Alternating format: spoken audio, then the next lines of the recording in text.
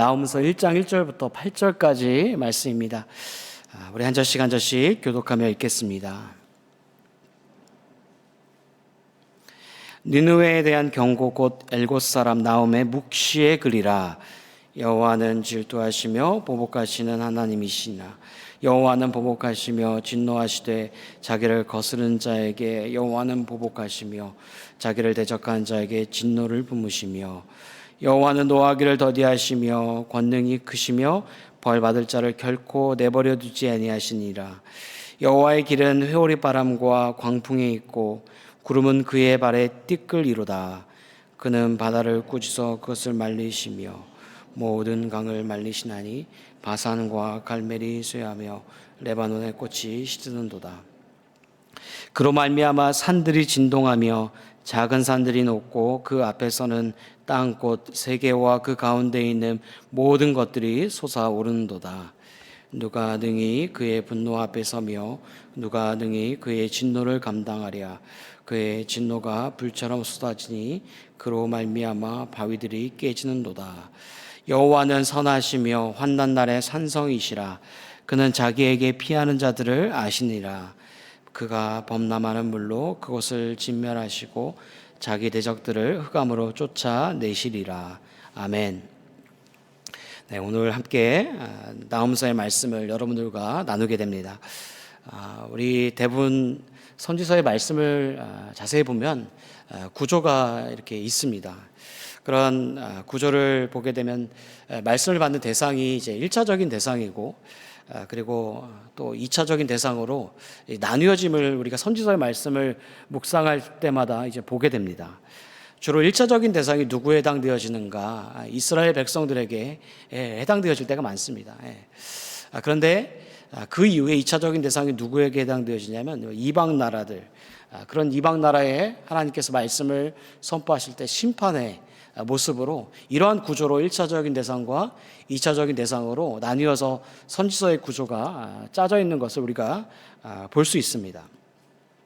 그런데 요나서와 오늘 나홈서에 독특한 점이 있다면 어떤 것인가?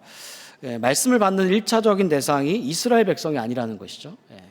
말씀을 받는 대상이 선지서에서는 1차적인 대상이 그런 이스라엘 백성이 그 다음에 이방 나라였는데 요나서와 나홈서의 말씀을 보면 1차적인 대상이 어느 나라인가? 바로 이방 나라라는 것을 우리가 볼 수가 있다는 것입니다.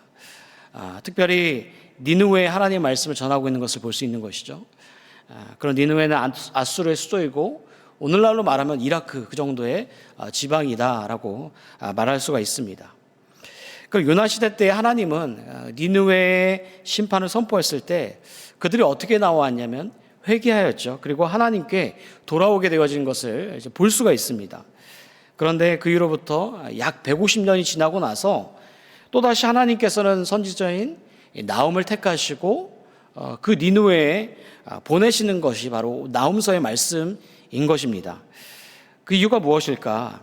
왜 하나님은 나홈을 택하셔서 또다시 그 동일한 지역에 보내실까? 그것은 다른 것이 아니라 그들의 죄악이 더 깊어졌기 때문이다라는 것이죠. 요나 시대 때보다 그 이후의 죄악이 더 깊어졌다는 것을 그 보시면서 하나님은 그 나홈 선지자를 택하셔서 다시 그곳에 보내신 것을 보게 됩니다. 그들의 죄악들이 여러 가지가 있습니다. 뭐 여러 가지가 있는데 그런 죄악들이 얼마나 깊어졌냐면 뭐 단순히 약탈하고 뭐 불질러서 뭐 방화하고 뭐 빼앗는 정도의 뭐 죄악들 가운데 머무는 것이 아니었던 것이죠. 이방 나라들 가운데 그들의 죄악이 얼마나 깊어졌냐면 만약에 어떠한 자들이 포로가 되어졌다면 그들을 잔혹하게 다스리는 것을 볼 수 있습니다. 산채로 가죽을 벗기는 것이죠. 사람의 그 몸에 그 가죽을 산채로 벗긴다라는 것이 얼마나 잔인한 일인가. 그렇게까지 하면서 이제 말뚝을 꿰놓고 그곳에 뚫릴 정도로 사람을 잔혹하게 그 악행하는 모습들을 역사적인 기록들을 보면 나와 있는 것을 알 수가 있습니다. 그만큼 그들이 가지고 있는 죄악들도 깊어졌지만 이방 나라들 가운데 그 죄악의 그 얼마나 잔인한 것을 우리 역사적인 기록을 통하여서 보게 되면서 이 말씀 속에서 하나님은 그들의 죄악을 그냥 가만히 내버려 두지 아니하시겠다. 그들의 죄악을 반드시 벌하시고 그리고 그 벌하심을 통하여서 심판하시겠다라고 그 경고의 메시지를 이 나훔 선지자를 통해서 전하고 있는 것이 바로 말씀이다라는 것입니다. 여러분, 그 하나님의 엄중한 경고의 메시지를 우리가 볼 수 있는데 2절과 5절을 보게 되면 2절을 보면 이렇게 말합니다. 여호와는 질투하시며 보복하시는 하나님이시라. 결코 가만두지 않겠다. 보복하시는 하나님이시다라고 말씀하십니다. 3절을 보면 이런 말을 합니다. 벌받을 자를 결코 내버려두지 아니하시느니라. 하나님께서는 그들의 죄악들을 엄중히 경고하시면서 그냥 가만히 그냥 내버려두시는 하나님이 아니시다라는 것을 전하고 있는 것입니다. 여러분, 나홈 선지자가 이 말씀을 니느웨 땅에 선포했을 때 그들이 들었을까요? 그리고 돌아왔을까요? 여러분, 그들은 이 죄의 엄중한 경고 속에서 돌아오지 않습니다. 돌아오지 않고 그들은 그들의 그 악행의 모습이 더 깊어져 결국 하나님의 심판을 당하게 되어지는 그 무참하게 무너지는 그 나라의 모습을 우리가 볼 수가 있습니다. 여러분, 여기서 우리가 무엇을 볼 수 있는가? 그것은요, 하나님의 성품을 볼 수 있습니다. 선지서의 말씀 속에서 하나님의 성품이 가득 담겨져 있습니다. 하나님의 성품을 볼 수 있는데 요나 시대 때 그들에게 죄악의 모습이 있었지만 돌이킬 때 무엇을 입었는가? 돌이키게 되어졌을 때 그들은 이제 긍휼을 베푸시는 하나님의 사랑을 입게 되어지는 것입니다. 이방 나라였지만 그들이 하나님을 모르는 나라였지만 그들에게까지도 하나님은 사랑의 손을 펼치시면서 베푸시는 모습을 우리가 바라보게 되어진다라는 것입니다. 그런데 하나님은 그런 죄에 대해서 그냥 단순히 묵인하시는 분이 아니시라는 것이죠. 또다시 죄악된 모습들이 있을 때 그 죄악된 모습들을 묵인하시고 내어버려 두신 하나님이 아니시라 그것 속에서 반드시 심판하시는 그 공의의 하나님이시다라는 것을 그 하나님의 그 두 성품을 우리는 바라볼 수가 있습니다. 그래서 여러분, 신학자 중에 한 신학자는 이런 말을 남겼습니다. 하나님의 사랑은 그의 진노 속에서 구체화가 된다. 하나님의 사랑은 그 진노 속에서 구체화가 된다라는 것입니다. 이게 무슨 말인가? 죄에 대해서 진노하시는 그 공의의 하나님을 알 때 어떤 하나님을 더 깊게 알 수 있냐면서 그 사랑의 하나님을 깊게 알 수 있다는 것입니다. 여러분, 우리도 마찬가지입니다. 죄악 가운데 사망의 그런 삶 가운데 그냥 살아갔던 사람인데 하나님의 사랑을 입게 되어진 것이죠. 그래서 구원함을 얻은 자의 모습으로 나아가지 않겠습니까?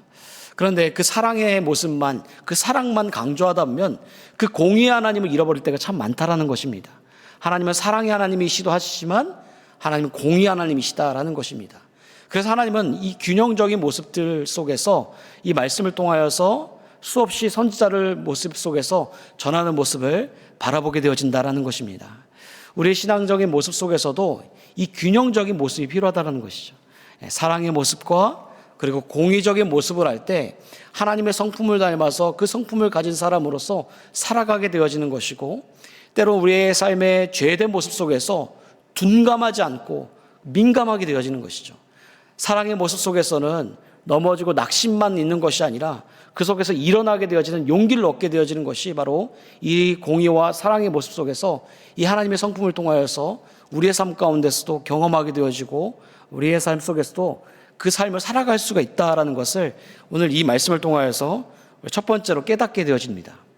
그렇다면은 하나님께서 아수르는 그들의 죄악에서 돌이킬 수 있는 무엇이 있었던 것인가?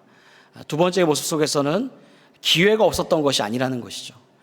두 번째 모습 속에서도 기회가 있었다라는 것입니다. 여러 번 기회가 주어졌지만 그들의 죄악 속에서 돌이킬 그 죄악의 기회가 주어졌지만 그런데 그들의 모습은 어떻습니까? 돌이키지 않았다라는 것입니다. 여러분, 무엇을 잃어버린 것입니까? 다른 것이 아니라 그들은 기회를 잃어버린 것을 바라보게 됩니다. 저는 목회자로 살아가면서 제가 여러분들을 만나고 신방하면서 어느 순간 더욱 진하게 깨닫게 되어지고 느껴지는 것이 있습니다. 그것은 오늘 하루 살아가는 이 시간이 단순히 그냥 당연하게 주어지는 삶이 아니라는 것을 깨닫게 될 때가 있습니다. 해가 뜨는 하루, 그리고 오늘이 주어진 것이 그 당연할 때가 있다라고 생각되어질 때가 많지만 당연한 것이 아니구나. 당연할 법한 하루이겠지만 오늘 하루 나에게 주어진 것이 하나님께서 나에게 기회를 주신 것이구나, 기회를 입은 자의 모습으로 살아가고 있는 것이구나 라는 것을 여러 신방을 하고 그리고 많은 분들과 접촉하면서 대화를 할 때 많이 느껴질 때가 참 많이 있습니다. 여러분, 그래서 고대 그리스 작가 중에 소포클레스는 이런 말을 했다고 합니다. 내가 헛되이 보낸 오늘은 어제 생을 마감한 이가 그토록 갈망한 내일이다. 예. 여러분, 오늘 이 하루가 주어진 것이 반복되어서 그냥 그저 살아가는 삶이 아니라 어제 그토록 생을 마감한 이가 그토록 갈망한 내일이다 라고 할 정도로 오늘 하루 살아가는 것은 우리에게 기회가 주어진 삶이고, 어제의 삶 속에서 돌이키지 못한 것들을, 나의 삶 속에서 씻어내야 될 것들, 그리고 나의 가정과 나의 직장과 여러 방편 속에서 내가 헛되이 보낸 그 하루를 오늘도 마감할 수 있는 그런 기회가 주어진 삶이 오늘 하루의 삶이다라는 것입니다. 그래서 저는 시편 90편 12절 말씀을 마음에 품으며 살아갈 때가 참 많습니다. 시편 90편 12절 말씀에 이런 말씀이 있습니다. 우리에게 우리 날 계수함을 가르치사 지혜로운 마음을 얻게 하소서. 나의 날 계수함을 가르쳐 주소서. 나의 삶, 나의 날 가운데 얼만큼의 날이 그 계수가 되어진지 모르겠지만 그 계수함을 가르치사 주님 저에게 지혜로운 마음을 얻게 하여 오늘 하루도 기회를 입은 자의 모습으로 살아가게 하소서라는 이 말씀을 마음에 품으며 살아갈 때가 참 많이 있습니다. 여러분, 인간은 어떻습니까? 인간은 완벽하지가 않습니다. 허물투성입니다. 그죠? 어제 지었던 죄 오늘 짓지 않고 살아가지 않는 것이 아니라 더 깊어져서 교묘하게 마음과 생각과 말과 행동과 손과 발로 지을 때가 참 많습니다.